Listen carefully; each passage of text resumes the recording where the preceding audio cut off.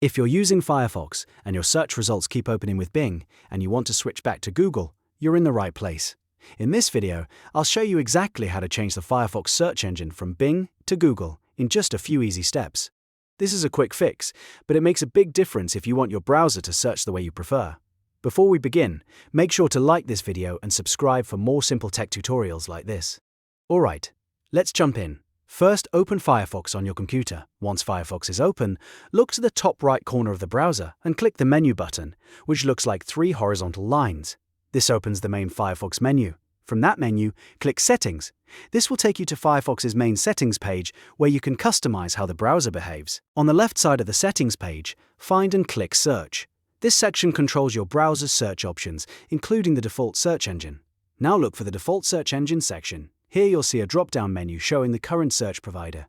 Click that drop-down menu, and from the list of available options, select Google.